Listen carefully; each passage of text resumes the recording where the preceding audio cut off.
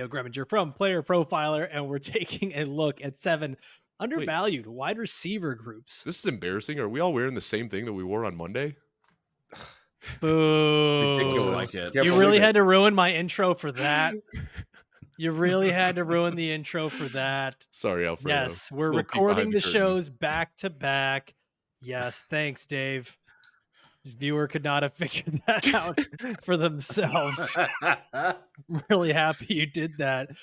Nothing like a good screeching halt in the first 15 seconds of the episode. But today, we are looking at the most undervalued wide receivers in fantasy football. Players that fantasy managers are able to draft at a pretty decent value or a discount in average draft position because of their ambiguous situation. So it's looking at teams that maybe have 3-4 wide receivers that could all have pretty decent roles in the passing game. And we're going to try to figure out who's the best one for you to target and who each of us really likes here. And so we've got our special guest here today, and I want to throw it to them first when we take a look at what could be the best wide receiver room in the NFL right now. And it's the Houston Texans with Nico Collins at wide receiver 14, Stefon Diggs at wide receiver 22, and Tank Dell being drafted at wide receiver 26. And so, Billy, I mentioned this last episode, and we'll keep going back to this. I know you've been doing your projections lately. A lot of people are trying to make different arguments for different wide receivers in this, but I think the thing that we all just have to learn before figuring out which wide receiver we prefer is, can CJ Stroud support 3 wide receivers and a tight end and a running back? Can this offense sustain what they were doing last year? Yeah, this is actually, I think this was the hardest wide receiving core to project when outside of maybe Kansas City, just because there's so many variables there right now. But the Houston Texans are a bit of a nightmare to project because there's just so many people who could earn targets. You have, Nico Collins, who broke out last year, Stefon Diggs, who has been a pretty consistent 150, 160 target guy. You have Tank Dell, who also broke out last year. Noah Brown was very effective last year. They still have Robert Woods in the team for what that's worth. They have Dalton Schultz, who they re-signed. They brought in Joe Mixon, who's kind of always seen his 40 to 50 receptions. And so it's a bit of a conundrum when you're putting it on paper and you're trying to separate 100% of a pie. And you see Nico Collins in draft rooms going as the round 2-3 turn. You're seeing Stefon Diggs going round 3. You're seeing Tank Dell go high. And you start to ask yourself, how is this offense going to support all of these weapons? And so I think that one of two things is going to happen. One, all 3 of these guys are going to disappoint. And I should say, when I say disappoint, I'm going to say verse ADP. I think that there's a real, possibility that all these guys are in the top 33, top 34, but we're seeing these guys go as high as wide receiver 12, wide receiver 10, in some drafts. And so I do think that we have to kind of temper our expectations when it comes to the 3 of these wide receivers. And I'm just going to stick to the wide receivers for now. This is the wide receiver show. But it's very challenging. So I think Nico Collins to me is the guy that I like a lot, and I had 55% ownership last year when he was so cheap. But the fact that he's going as high as he is right now with the other weapons in town is a bit concerning for me. And so when I look at the projections, we separate, wide receiver 20 through wide receiver 33 by as much as 12 fantasy points. So this is a very tight tier. And so anything can happen, but Collins for me is not anywhere near where he's at in the average draft position. Billy, is there anything worse than just loving a guy for years and drafting him at a discount, then that breakout finally happens and then you have to completely switch? And I remember you and I 2 years ago in the offseason talking about Nico Collins, and that was when Davis Mills was their quarterback, and we were still this guy can play and you should draft him because the upside is there. And now he's getting to that point where he's a little bit too expensive for me as well. And I'm underweight on all of these wide receivers, which sounds crazy because the Texans are going to be good. I've drafted Nico Collins and Tank Dell almost the same exact rates at about 8%, and I'm at 5% on Stefon Diggs. So Diggs is the guy that I like the least. I want to be in on Collins and Dell because we know how talented both of them are, but they're just so expensive that it's really tough to invest in this Texans offense. And then I also think you run into something on Underdog where people want the stacks so badly, and you start looking ahead at week 17. They're playing the Ravens. Everybody's in on the Ravens offense as well. So I think every Raven and Texan is inflated a little bit because people are chasing that week 17 game stack. So I want to be exposed to Collins and Dell and Diggs just because we know that they're all good players. But it's really tough for me to say that I'm super in on any of these guys at price. That's what it is. It's the price, right? And it's when I say I have all these guys in the top 33, it's at the position. These three are going inside the top 35 in draft rooms, not even at their own positions. And so it's just too expensive for me with the potential outcome that all these guys could finish lower than ADP just because they all coexist together, as well as a pass catching running back. And so there's some concern for me when it comes to the numbers. I think all these guys are talented. That's the thing, is you have to have, like you said, 7-8%. That's perfect. You have to have ownership because you can't get beaten by them. And you want to at least have, a sweat come week 17 when this game is going to probably blow up if everyone can stay healthy. And so it's just one of those things that you have to buy in at some point, because if you don't, you're going to get beat by them. But it's also the cost value perception of what you're going to get from in the end versus the price. So it's a tough decision, quite frankly. And getting super in the weeds here, what I like to do is draft two of these guys in the same draft, where I'll draft Nico and Diggs, or I'll draft Diggs and Tank, or I'll draft Nico and Tank, and then just kind of, in a world where I've done this, I draft two of these receivers. Then if the third ends up getting injured, let's say I draft Nico and Tank and then Diggs goes down with an injury, then we're looking at two guys who realistically could be top 12 at their position. Like we saw over a 5-week stretch last year. Of course, it's not always going to work out that way, but when you're playing in a tournament with 600,000-700,000 other people, you want to set yourself up for that high end range of outcomes. And you can do that by kind of double dipping on two of these three guys. Now, joke's on you. It's now Mechie, Schultz, and Mixon. Right. Now, I want to add context to what you were saying there, Dave, right? Because you say that you'll draft a Nico Collins and a Tank Dell. That is strictly in something that is a big tournament like best ball, not for our redraft managers that are hopping. And so I do want to make that distinction here for people that are watching in preparation for their upcoming fantasy leagues. Theo, out of these three receivers here, when it comes to fantasy managers looking at their redraft leagues and who they should be targeting, is there a guy that really stands out to you that you look at these three and say, you know what, he's going to be my favorite in drafts if he's still at this price? For me, it's Tank Dell, because I think Tank Dell last year, it's like sort of people are kind of forgetting just how impactful he was with his spike week potential with CJ Stroud. And rookies who average 15 points per game, like, they don't grow on trees. And I think a lot of the Tank Dell being pushed down below wide receiver 2 land is going to create like an opportunity where he could sort of beat expectations. Whereas Nico Collins would be the one that I would bet to lead this receiving room in fantasy production. But like Billy said, it's like a purgatory value. Like like you're having to take Nico Collins like as wide receiver 14 on Underdog. There's a lot of guys around him that I think could potentially be league winners. But when I'm looking at Tank Dell, it's just an easier click when it's like Tank Dell versus T. Higgins, Tank Dell versus Amari Cooper, than versus some of the guys where Nico Collins at.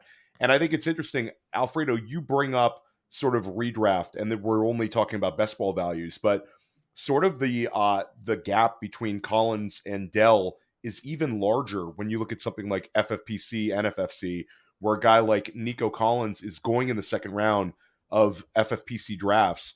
Tank Dell, I drafted him in the late 5th the other day.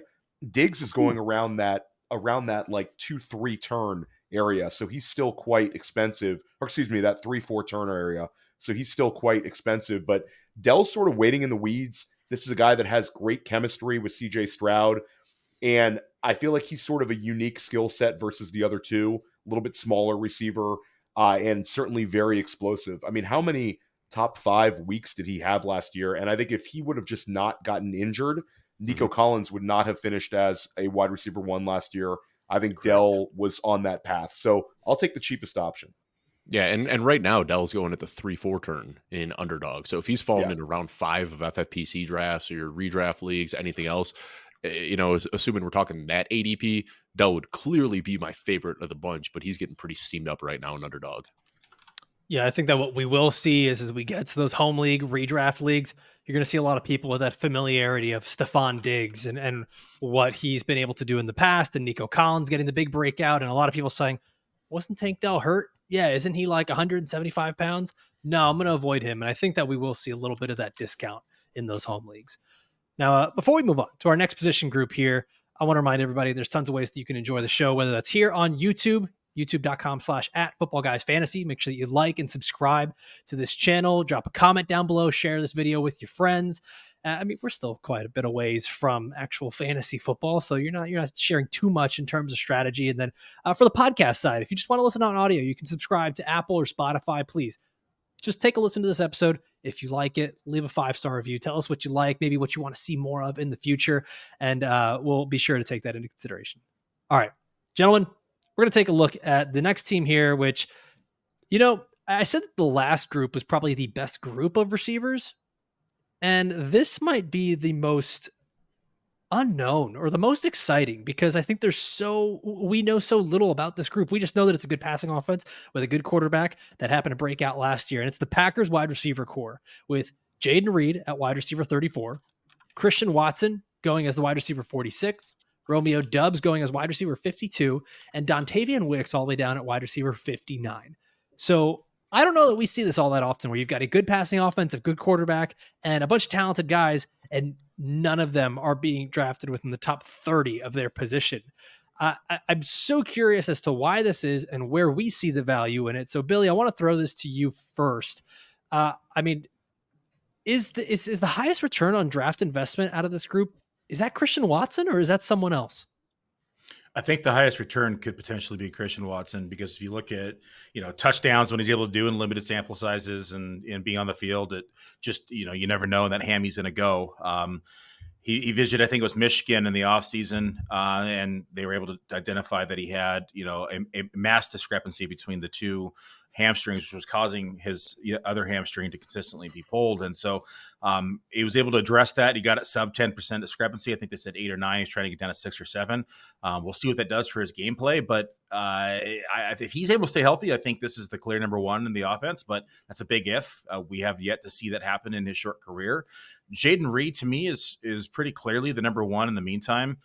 He's been the target monster. He's been very efficient in the red zone as well. And so I have him as my wide receiver 30, actually. I then have Watson and then Romeo. Wicks, to me, is kind of I'm not as high in Wicks as it seems to be his drafters and other rankers are. To me, you're talking about the wide receiver 4 now in this offense. Not to mention that you had tight ends last year that were hurt. Musgrave was hurt. Kraft missed some time. And so there was a lot of opportunities for Wicks to step in and be involved. He took every opportunity and ran with it. But if you have a healthy Reed, a healthy Doubs, a healthy Watson, a healthy Musgrave, and then Kraft gets back on the field, it's going to be a kind of an uphill battle for Wicks to see the field. I mean, there's not very often they're running 4 wide receiver sets. So somebody's gonna have to come off here. And I don't necessarily think that Wicks is gonna be as involved as people. So I think Wicks is being overdrafted, and I think he's mispriced in draft rooms. And I do think that it's pretty much between Watson and Reed to lead this receiving core. Well, I think Wicks is just like a perfect example of one of those guys where, like, great round 16, 17, 18 dart throw. But then everybody started throwing that dart and reaching for that dart. And now all of a sudden he's going in round 10. And it's like, what are we doing drafting Dontayvion Wicks in round 10? So I drafted a lot of Wicks early in the offseason, but his price now going in like the 10th and 11th round is way too steep. I agree. Christian Watson is the guy here. And a lot of times you see this when you're looking at these ambiguous situations where, I ran a bunch of polls on Twitter yesterday, kind of discussing all of these teammate situations that we're going to be talking about. And it seemed like it was always either the most expensive or the cheapest guy that people were willing to buy. Christian Watson, the mid-price guy in this group, is the one that people seem to prefer the most. We're getting reports out of early camp that he is healthy and that he looks good and that his hamstring problems are behind him. He clearly has the highest ceiling of the bunch here. We talked about it last week on my stream with Wayne McFarland, but when Jayden Reed, Romeo Doubs, and Christian Watson were all healthy, which was a small sample, just about 150 snaps, Christian Watson led in first reads. He led in targets. He led in receptions, receiving yards. Like, he is the guy when they're all healthy. And I just also want to point out, like, how crazy it is that you can make it this far into your professional sports career without knowing that your hamstrings are asymmetrical. Like, I'm a very casual lifter in my gym, and, like, I know one of my legs is stronger than my other, and I'm trying to balance that out. I don't understand how this guy, with all of the things that he can afford, the doctors, the trainers, all that, how he could make it into year 3 before figuring that out. That's kind of a head scratcher. We'll write him a letter. We'll figure out what's going on there. We'll figure it out with Christian Watson. Theo, I want to ask you a question here because it really seems from the conversation and kind of what all of us have seemed to deduce here is that Jayden Reed gives you the high floor, whereas Christian Watson gives you the high ceiling. And then with Dobbs and Wicks, you get two guys that have some solid contingency upside. Is that more or less what we're looking at here? Is it that pretty much the cut and dry case for drafters? I think what's interesting with War Daddy Jayden Reed, he was so good last year, but he only played 56.8% of snaps. So he was like a low snap player for a guy who got a 24% target share and was this productive in the second half of the season. I think that's sort of the outlier here is, can Jayden Reed become more of an every snap player, a guy who really doesn't leave the field? Because then you're talking about sort of a little bit of an unknown upside. That's sort of like can Matt LaFleur change his ways? I think we all sort of agree the easiest thing here would be if they sort of phased out Romeo Doubs, the guy who we are kind of the least excited about. But Romeo Doubs is just like a good NFL player that the team kind of trusts, not a guy we'd ever want to use in fantasy, but we saw how impactful he could be last year in the NFL playoffs. So I think the chances of Green Bay getting away from him is sort of like minimal. But I agree with where Billy's at. I think Jayden Reed is appropriately priced guy for a guy that we all think is good. And I actually think that an interesting way to play this Packers wide receiver room is Christian Watson at wide receiver 46 and Dontayvion Wicks at wide receiver 59 as a double tap on Underdog. I think is a high EV play. It's sort of almost a handcuffing, but I think we believe in Dontayvion Wicks if Christian Watson goes down. We believe Christian Watson will be very effective in the weeks he's on an NFL field now that he's a little healthier. And we certainly look back at his rookie season where Christian Watson looked like big Tyreek Hill with the ball in his hands, so explosive. So I like the idea of double tapping those two guys. And I do think you should have some War Daddy Jayden Reed in your portfolio.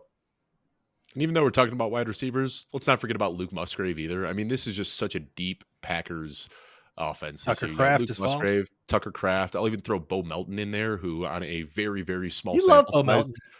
second in the league in yards per route run. I mean, yeah, it was a small sample size, but like when he was out there, he was balling. He was pulling targets and he was making plays.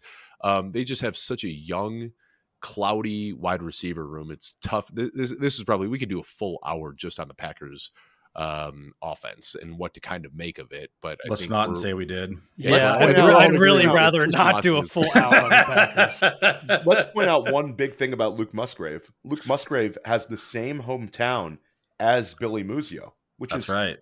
Impactful. All right. Immediately one up spot in the tight end rankings. This is the Adjust analytics, your guys. ranks. Adjust your ranks. The Muzio factor.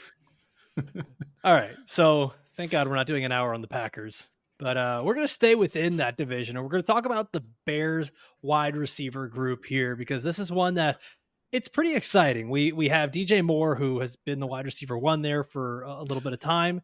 Keenan Allen, who is now coming from being the wide receiver one for the Chargers, and this could be a very interesting role that he gets to play here as maybe mentor to someone like Odunze, who, for all intents and purposes, he'd be the wide receiver one in a bunch of these other rookie wide receiver classes that we've seen in previous years. So you've just got an abundance of talent here in Chicago with a rookie quarterback. And so we talk about, can CJ Stroud sustain three wide receivers? Theo, can a rookie quarterback and Caleb Williams sustain three receivers, or even give us two fantasy relevant receivers for that matter? I think he's going to give us two weekly relevant receivers. I think that DJ Moore, priced at wide receiver 20, is actually a fairly good bargain. We've seen him hit this sort of number multiple times in his career. Last year finishes wide receiver 6 overall. Certainly would be the one we'd probably bet on to have the most receiving production with them this season. I think Keenan Allen is going to be a kind of a quick start guy. But I do think Odunze, like you said, extremely talented player. He's actually sort of being drafted below some wide receivers who were drafted, 20 spots behind him. And I think what's interesting about Odunze is I think this could be a second half of the year type guy where sort of parallels to CeeDee Lamb rookie season, where CeeDee Lamb was sort of not really necessarily slow played, but was really good in the second half of the year. I'm bullish on Caleb Williams. I think that this is going to be a very good passing offense. I think that they're going to be very productive. Caleb Williams has been a fast starter no matter where he's gone, whether it was big-time high school football player, started as a freshman year on a national powerhouse, big time, putting Spencer Rattler on the bench at Oklahoma. Then USC wins the Heisman his first year there. I think he's an exceptional talent, and I think we'll see that really quickly, that he can support multiple guys here. And they're all sort of cheap, Alfredo, like based on, like Keenan Allen averaged like 20 points per game last year. Rome Odunze, a top 10 receiver, and then DJ Moore at wide receiver 20. Unlike what we talked about with Houston, these guys haven't really schemed up. I think they're all sort of in a range where they could all sort of provide value, and the opportunity cost is not a killer to you. So I'd say DJ Moore, but I'm happy to have a little bit of all three. Dave, I'm going to go to you last because I know you have plenty to say about the Bears. So, Billy, I want to hear from you because this is just kind of weird that, I mean, without an injury, and we haven't really seen him fall off, it's odd that we see Keenan Allen here all of a sudden at wide receiver 33. A lot of it seems to just be, we're assuming, okay, rookie quarterback won't be able to do it. There's 3 good wide receivers on this team, and Keenan Allen's a year older. But are we wrongfully pushing Keenan Allen down draft boards, or is this about right? Is this where he should be getting drafted? No, I think it's about right now, and it's just because of the volume. I mean, let's face it, the Bears have never had a quarterback throw over 4,000 yards in their franchise history. They've never had a quarterback throw for 30 touchdowns in their franchise history. And you have Keenan Allen, who left a Justin Herbert-led offense, who has pretty much done it almost in every single point of his career outside of the injuries in 2023. And then he had the down year with 25 touchdowns in 2022, but he still threw for 4,700 yards. And so I get Theo's argument about Keenan Allen's fantasy points per game, but you go from one of the pass heaviest offense in the leagues to the Bears, who I know, sorry, Dave, I know you're a Bears fan, but let's face it, they're a dysfunctional organization and they have their own problems. It's great. They're on the trend up, I should say, but it's not going to be a 1 year. They always are in the offseason, Billy. Yeah, always are in the offseason.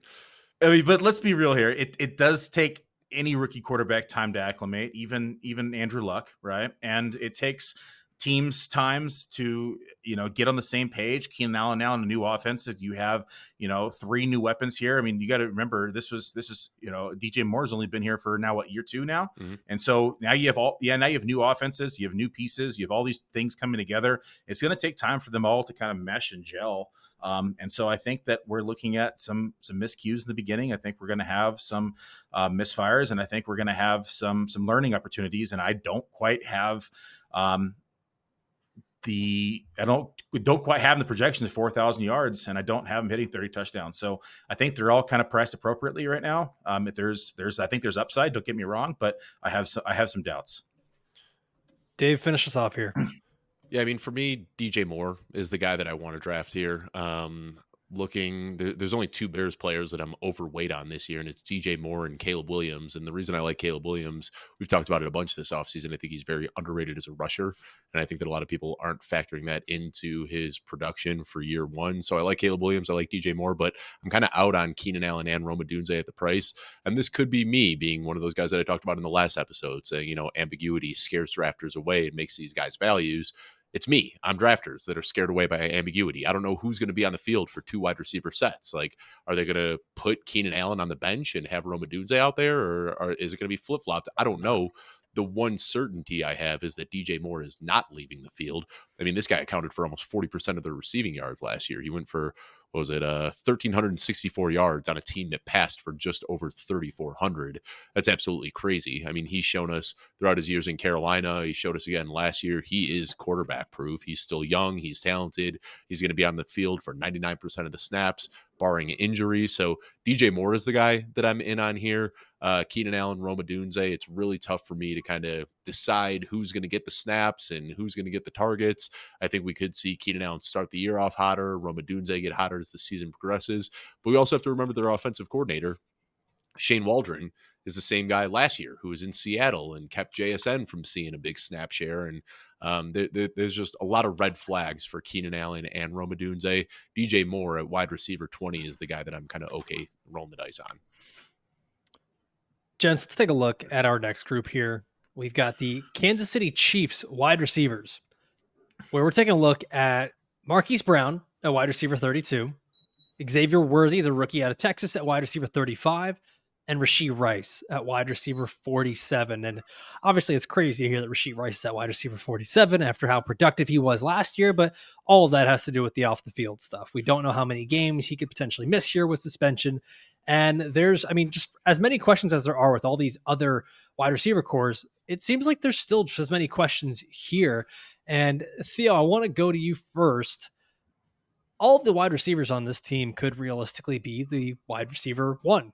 But in the same vein, all the wide receivers on this team could realistically just eat at each other's production, keep them all in that mid-tier range, while Travis Kelce just remains the top dog.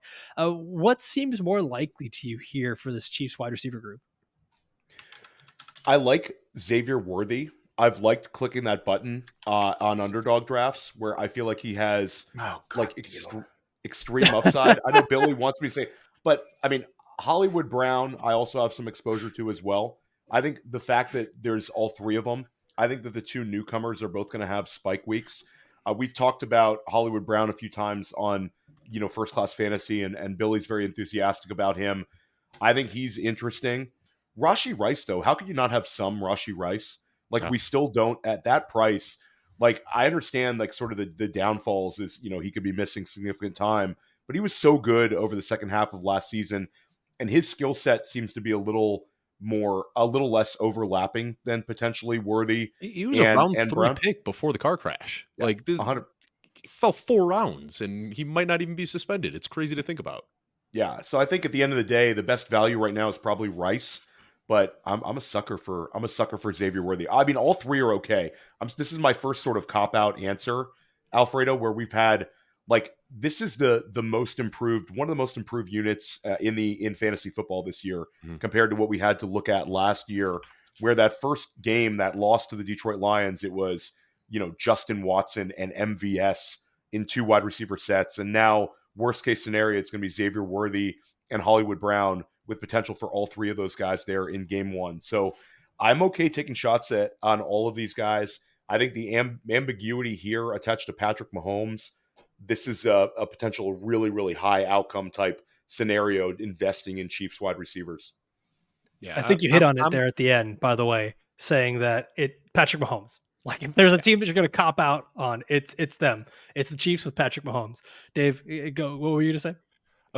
I'm okay clicking the button on Xavier Worthy, and I'm okay clicking the button on Rashee Rice, but Hollywood Brown is just a crazy value right now. I mean, he's getting drafted as wide receiver 32, and I mean it when I say this guy has top 10 potential. I've talked about this guy so much. I'm not going to bore the audience with the same talking points I've been talking about all offseason, but a guy with elite underlying peripheral metrics. We saw him giving us top 3 potential in Arizona before he got injured. We know this guy can play. Now he's tied to one of the best, or arguably the best quarterback in the league. And what I've talked about a lot on this show, Theo, I think I mentioned this when I was on First Class a couple of weeks ago too, is kind of the delineation in the wide receiver room over the years since Tyreek Hill left, that every single wide receiver either had an ADOT, an average depth of target, over 17 yards or less than 10 yards. They didn't have a single guy that can do multiple things. It was either you're running a 9 route or you're running a slant, and they didn't have anybody who can do anything else. Hollywood Brown can do everything else. When inside, outside, deep, short, across the middle of the field. He's obviously not Tyreek Hill. Tyreek Hill, probably the best wide receiver in football. It's hard to say that anybody can do the things that Tyreek Hill can do, but he has that same skill set where he can beat you deep. He can take a short pass and rip off yards after the catch. He can win across the middle of the field. This is the type of receiver that they've been looking for. And they tried it with Sky Moore. They tried it with Kadarius Toney. They tried it with Justin Ross. And finally, they just said, we're just going to go out on the free agent market and pay a guy rather than try to develop a wide receiver. And they've got a guy that they can immediately plug in, a guy that can be 150, 160 target type of player this year. Billy, you're the last guy I want to hear from on this. That came out wrong. You're the first guy I want to hear from about this, but you're the last guy we're going to hear from out of this trio. We've kind of heard a case for all 3 of these receivers. Is there one that sticks out? I mean, they all have different talents. They all have different, they can all be successful. It's a good quarterback. It's a good offense, right? We get it. But is there one that when you look specifically at the average draft position, you go, man, that's just such a good value? Yeah, it's Marquise Brown for me as well. I mean, we saw, I think at one point he was top 10 receiver last year in the beginning of the season. And he ended up getting injured and it kind of tapered off. But Now he's got Patrick Mahomes throwing in the ball. He's kind of been that 59% catch rate guy that we could see this, exceed 60% pretty easily now with Patrick Mahomes. I don't need to beat the dead horse. I think Dave touched the base on pretty much everything I want to talk about with Marquise Brown. I think he's definitely the best value in here.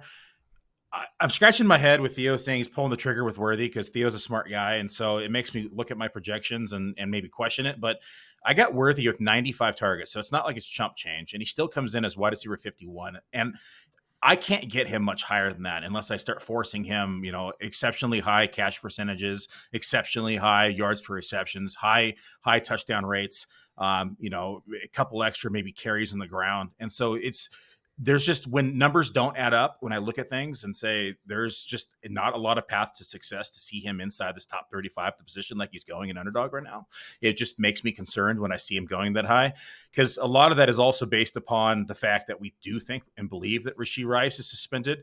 Let's just say that Rice is not suspended. Now Rice becomes the best value on the board with all these guys, including Marquise Brown.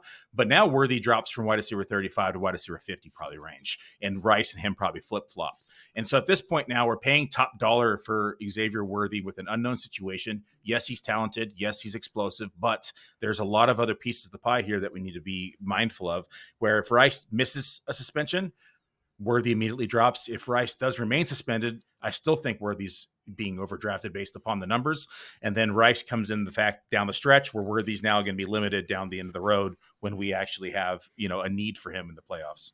So Billy, the other thing, somebody I know you're drafting a lot right now. Theo, I know you are too. Alfredo, you are.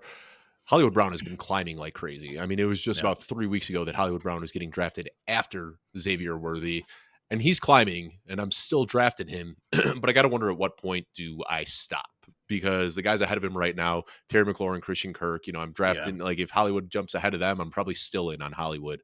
But once he gets into that tier with Amari Cooper, George Pickens, T. Higgins, Tank Dell, I think it might be a little bit harder to draft him. So how much, assuming we're all still drafting Hollywood Brown right now, how much does he have to climb before you just say, you know what, I'm out on Brown now at this cost? I started diversifying because prior to him, I was around 35, 38% Same. Hollywood Brown because he was going consistently after wide receiver 40.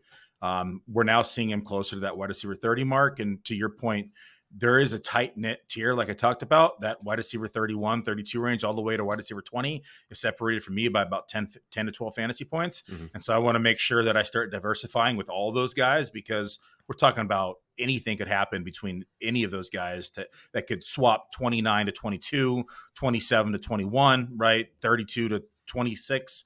And so there's so many variables in that scenario that you have to start diversifying. Otherwise, you're going to just get, you're going to hurt yourself in the end if you don't. And I hate it when a guy that I'm in on starts climbing to ADP, and then I have to kind of reshift my focus a little bit. I want to keep drafting Brown, but it's getting harder every day. Well, it seems like kind of no matter where you go with these guys, it is a pretty solid investment when you're just investing in the Chiefs offense, right? Even if Xavier Worthy is a little high, but there's definitely some upside with each of these wide receivers. I want to go to our next offense here, where I think there might be some unforeseen potential that could really come to fruition here. A lot of big words I just used. I don't know why, but with the Seahawks offense, offensive coordinator from Washington comes over, Ryan Grubb, who we have just ad nauseum talked about. This is how he loves to deploy 3 wide receivers. He loves to use a vertical passing game, and we could see all these wide receivers be really, really important for fantasy. And it used to just be just DK Metcalf and just Tyler Lockett. Last year, Seahawks draft Jaxon Smith-Njigba. We hoped for a little bit more. We didn't quite get that, but now, is it the copium, or is it just us thinking maybe there's the post-hype breakout for this second-year guy in a new system? Billy, I want to go to you first here. If we do get this ascension by Jaxon Smith-Njigba, how high could that be realistically for a guy that is playing with 2 other very good wide receivers? Last year, Theo and I had this season-long bet going on with Jaxon Smith-Njigba, and the bet was over/under wide receiver 36.5.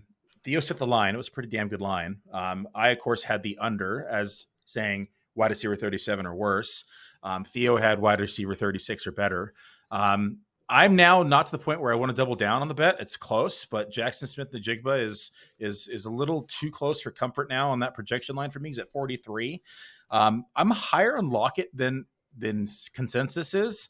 I have him around the same area as Jaxon Smith-Njigba. I don't think that Tyler Lockett disappears. He's been pretty effective, and I understand he's getting older, but he still had 11.3 yards per reception last year. He still had 122 targets. I think Jaxon Smith-Njigba eats into that a little bit more this year. And DK is still going to get his 120 targets roughly, and so all these guys I think are priced appropriately. I'm always going to go after Metcalf because I want the touchdown upside that he brings with his large frame. And I'm going to rotate in Jaxon Smith-Njigba and Tyler Lockett. I want pieces of this offense, but I think that Jaxon Smith-Njigba has a chance to be inside the top 36 this year, but I think it's close for another bet, Theo. I think it's more likely this year, though. We might have to rerun the bet. So for me, I love that you guys are talking about Ryan Grubb. This has been one that I've been like pounding the table for. What not only like an impactful hire it was, but it's a very inspired hire. Like you see a lot of the same guys keep getting opportunities. They leave a team, they get hired by another team. Whereas Ryan Grubb not only like earned it at Washington, but he earned it at Fresno State. This coaching staff went from Fresno State to Washington to Alabama and the NFL. It's like incredibly like earned it type coaching environment. And Grubb, he's going to be in 3 wide receiver sets. They're going to be aggressive. They're going to pass the ball a lot more than what we're used to in Seattle. And I think what's very interesting is Seattle was dead last in plays per game. They only had 58.5 plays per game last year. So I think that number is going to go up. It's going to raise some people's fantasy floors. DK is always interesting to me. It's sort of like we've seen 3 straight years where DK Metcalf goes wide receiver 20, wide receiver 22, wide receiver 24 in points per game. And then all of a sudden we're drafting him at wide receiver 20 again. DK is what he is. I don't think DK is going to crush his ADP. I don't think he's going to kill you if you take him there either. But I am going to bet on JSN again this year. JSN's going behind a bunch of these rookies. JSN, I think, could take a big step forward. Now, I think it's a lot less pressure on him this year at that ADP. But I think, wide receiver 28, wide receiver 29, wide receiver 30 off of where you're having to draft him is doable. And if we also we start seeing a decline on Tyler Lockett at some point in the second half of the season, I get it. Tyler Lockett's been really, really good for a really, really long time. But this is a guy that's getting older every single year. He gets older. Everybody's like, it's not going to happen. It's Tyler Lockett. He scores every year. But at the end of the day, I think JSN's had been a guy with a lot of positive buzz in OTAs. The coaching staff seems to like him, and stylistically much better fit for JSN this year. So I'm betting on JSN year 2. We're back, Billy. We're back. Did you just set the line at wide receiver 28.5? No. You just said wide receiver 28, no, listen, 29. Sounds like 28.5 to me. That's a finish. That's a finish, but I'll say we'll take it 2 steps forward. We'll say over under of wide receiver we had last year 36.5. Let's go like wide receiver 33.5. Okay. Ooh, I'll take that bet. We're in. I just want to say, like, I'm in on Tyler Lockett. I've been drafting him at cost, but I think like the best case scenario for Tyler Lockett, like if he hits his ceiling outcome this year, you're getting like 900 yards, 6-8 touchdowns. Like we don't see outside of Keenan Allen last year, which I don't think we can say is the norm. We typically don't see a 32-year-old wide receiver bounce back and have a career year. And Tyler Lockett's coming off his fewest yards per game since 2017. So I think that he can be like a fine wide receiver 3, and you're going to have that occasional week where Tyler Lockett booms. He was a little bit more consistent last year. I think we can continue to see that into this year, but I think the bet on JSN, and the reason he's my favorite at cost, is because if everything goes well for JSN, we could see him have a 1,300 yard season. Now, is it likely? No, but it's possible. And I don't think that range of outcomes is even on the table for Tyler Lockett at this point in his career. So JSN's the guy that I've been drafting most often, just because if everything works out, he's got the highest ceiling, but I think there's still very much so reason to draft Tyler Lockett. He's so cheap right now in drafts that you can probably still get top 36 production from him. Where are you at? Over under on the bet? Are you at wide receiver 34 or wide receiver 33 here? I think he finishes inside wide receiver 33. There you go. Or better. Dave Kluge. There you go. There were a lot of people on Theo's side last year too. Just want to throw that out there. I had like a hive. Every time Jason did anything, they would talk trash to that Muzio guy. I'll put a bow on this by saying the adjacent fantasy aspect of this that we haven't talked about is I think that Geno Smith has himself a nice bounce back year this season, and these wide receivers could really see themselves eat in this vertical offense, something that Geno has just been so much more comfortable with. Let's go to the next offense here. The Buffalo Bills. Man, I put a tweet out yesterday that, well, it got people talking. Let's just say that. I asked why Keon Coleman is going 2 rounds ahead of Curtis Samuel and 4 rounds ahead of Khalil Shakir. Because when we look at this Bills wide receiver room, you've got Keon Coleman as the wide receiver 41, Curtis Samuel as the wide receiver 50, Khalil Shakir as the wide receiver 54, and then you got some other guys, Marquise Valdes-Scantling, Chase Claypool, all those people. Guys, I'm so very curious because I know that the easy answer is Coleman is big. He's got high upside for being a rookie, but I'm so curious as to where this wide receiver group is being projected because I think we might be underselling how good these other wide receivers are, and we might be overselling the type of adjustment that a player like Keon Coleman has to make going into the NFL. There's a lot of things here that, and I don't want to overstep, but there's a lot of things here when I look at the rookie profile, see him on film. There's a few things that remind me a little bit of guys like Treylon Burks and Quentin Johnston in terms of the contested catch rate, in terms of the route running, in terms of a few different things. So, Theo, I know you're a film guy. I know you've looked through various and plenty of rookie portfolios. Where are you at with Keon Coleman? Is he rightfully the wide receiver 1 in this group? Should he be getting drafted this far ahead of guys like Curtis Samuel and Khalil Shakir? I think that people are always chasing upside in this sort of range of wide receiver. And I think with the guys that you referenced, I think we know a little bit more about them than a guy like Keon Coleman. One thing that was a little bit concerning to me is Keon Coleman. They said they're just going to play him on the outside. They're not going to move him around. They want him to learn the position. And that I sort of didn't like. I would have liked to hear that, hey, we're going to move him around. We're going to use him as a weapon. We're going to get him some low ADOT looks, maybe move him in, make him a big slot, which I think a lot of people in the draft process thought he could end up being like a big slot in the league. He's not a burner. He's a guy that could be effective there.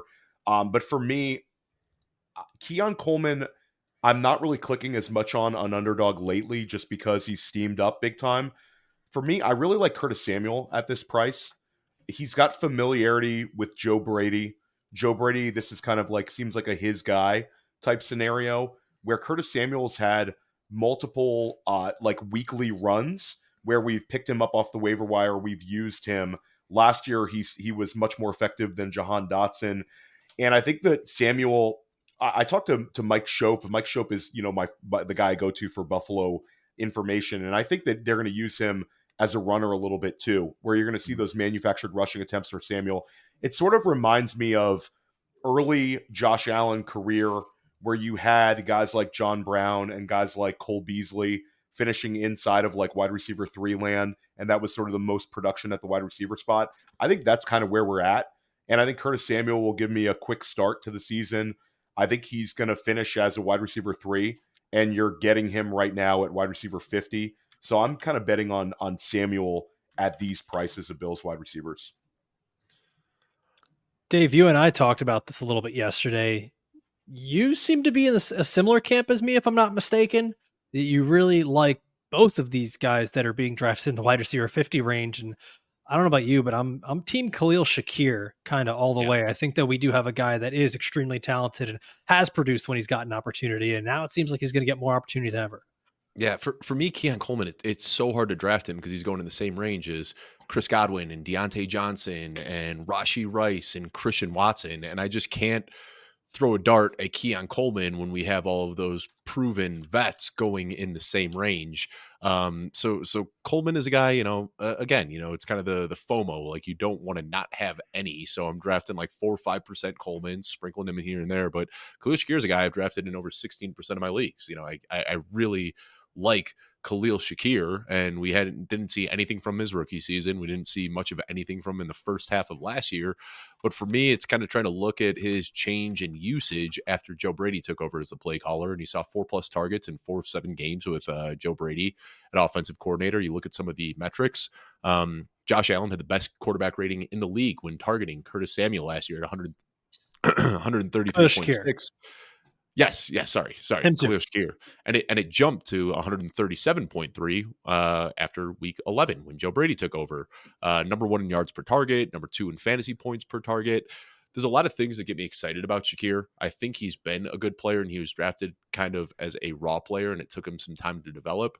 Theo, you talk about, the Joe Brady and Curtis Samuel. And I hear a lot of people talking about that, and I understand it. But even if that was the best case scenario for Curtis Samuel, that was 4 years ago when Curtis Samuel was 24 years old. And even then he was only able to hit 850 yards. So I don't know how much of a ceiling there is for Samuel. Shakir, a lot of it has to do with him being the cheapest, but I think that he also is just a good player. And I think he's most likely to outperform his ADP. Well, it's back to you, Mr. Muzio. You're the last guy I want to hear from when it comes to the Bills wide receiver. Throw a wet blanket on Keon Coleman for us, Billy. Yeah, let's see. Does the streak continue? Yeah, the streak continues. I actually have so Coleman for me is wide receiver 46. So he's about 5 spots down from his underdog AP. But I have Curtis Samuel at wide receiver 45. So I actually like Curtis Samuel more than Keon Coleman. It goes back to the time with Joe Brady in 2020 with the Panthers. I have Khalil Shakir also higher than ADP, but he's right there at like the low end wide receiver 50 mark. So I think that Dave had a bit of slip of the tongue when he's talking about the accuracy of Keenan Allen. Not Keenan Allen. I just had a slip of the tongue when he was talking about Allen's accuracy, and he said Curtis Samuel, but he meant Khalil Shakir. It's because it's actually going to be Curtis Samuel this year, and it's not going to be Khalil Shakir. So he is foretelling the future here, and I think Curtis Samuel is going to be the lead. I could see him lead the team in targets, honestly, quite frankly, just based upon the history that he has with Brady, his involvement in the passing game, his involvement in the rushing game. I would not be surprised if he's the number 1 wide receiver on this team come in the year. I think the true number 1 receiver on this team is going to be Dalton Kincaid, who's going to line up out on 70% of his. He's going to line up out wide. We're never going to see this guy playing in line or with his hand in the dirt. He is a wide receiver with a TE next to his name. We're sitting here talking about all the wide receivers, but Dalton Kincaid is the guy you really want in Buffalo this year. You know me, Dave. I'm a sucker for some Khalil Shakir propaganda. Mm-hmm. And as I have Twitter open right here, Michael F. Florio talking about Khalil Shakir is a nice sleeper. 86.7% catch rate last year, best ever by a wide receiver with 45+ targets, 2.51 fantasy points per target in 2023, second amongst wide receivers, and 2.46 fantasy points per opportunity in 2023, which was most amongst wide receivers. So, interesting. Pretty good. Pretty good. We'll see if that carries over. A real fun team to close the show off on. Which is why I'm going to let Billy take it first, so he can just throw a wet blanket over this whole unit of wide receivers for the New England Patriots, because we're taking a look at Jalen Polk, who's going as wide receiver 67, Demario Douglas, wide receiver 79, Javon Baker, wide receiver 82, and then they have a bunch of other veterans that, man, if this was like 3 years ago, this team looks a lot better. But it's Kendrick Bourne, KJ Osborne, Juju Smith-Schuster. Is there value here? Like, is there really value here? I get it that these guys are going really late, and I get it they can all outperform their ADP, but how good could it really be if the offense is bad, if there's a rookie quarterback, if there's just not a lot of points? Yeah, it's this I guess this wide receiver core leaves a lot to be desired. I would say that Pop Douglas is the one that I want the most of this group, just because he's got some involvement in the rushing game as well, and he's got some dual versatility. And he's going to be that, low ADOT kind of guy. He's going to, I think that he's got, the best path to success with this quarterback group that we have. Then from there, honestly, I'm taking stabs at like the old veterans. So I think that Kendrick Bourne is a little underrated right now in this offense. They went out and signed KJ Osborne pretty quickly in the offseason. So I'd much rather just wait and get these guys, round 18 and pick your poison. If you if you wish to go down this route.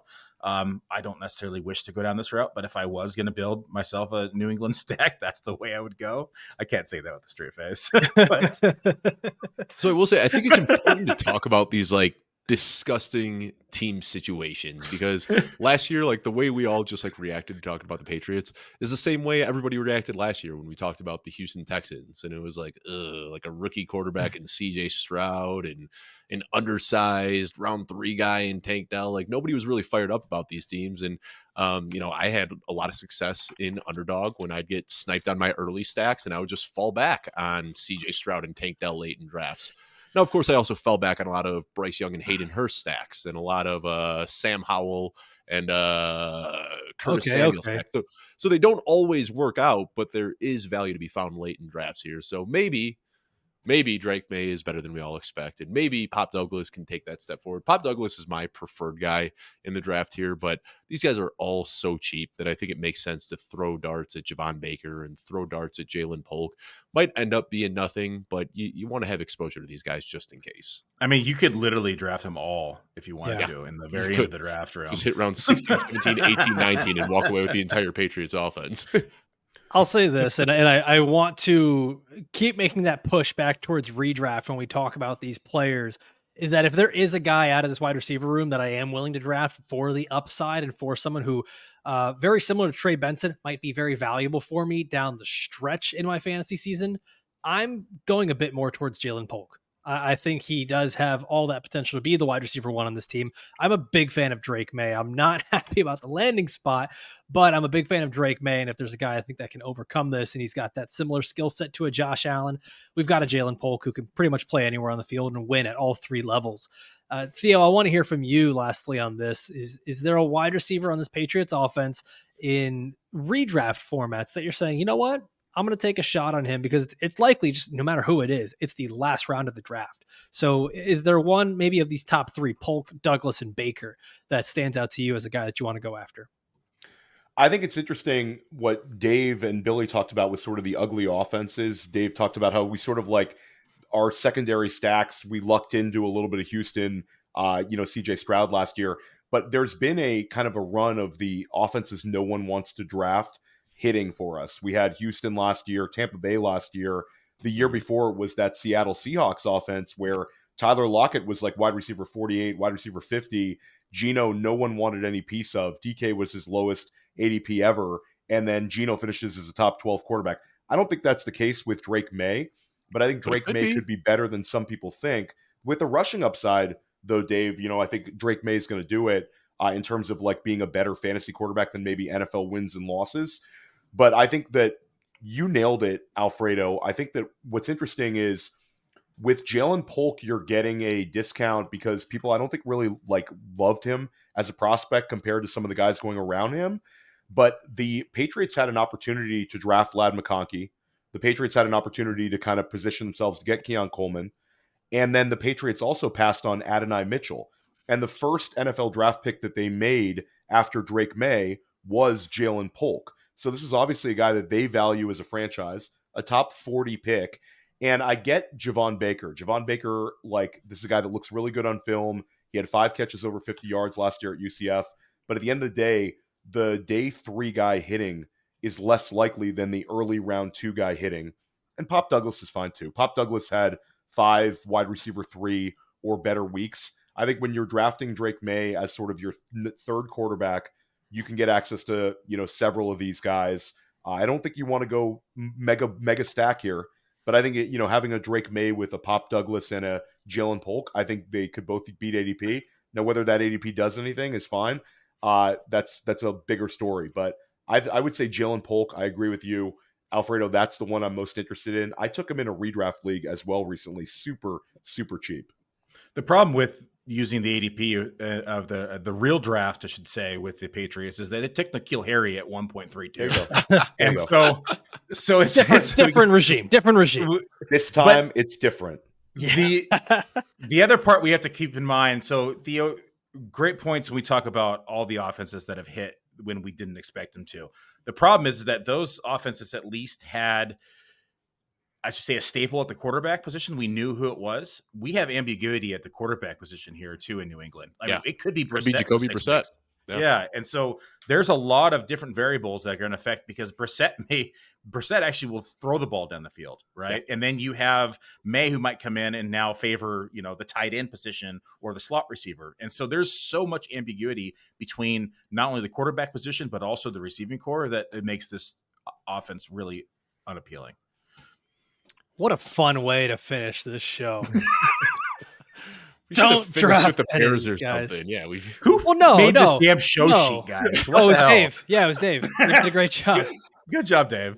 No, we put the fun ones at the beginning. That's what lures the people in, and then we kind of feed them. And then we lull them to sleep and hope that they just keep their YouTube rolling and just stay on our channel for the next 8 hours. If they've been here an hour, you're a sicko and you deserve the Patriots wide receiver room. That's where we're at.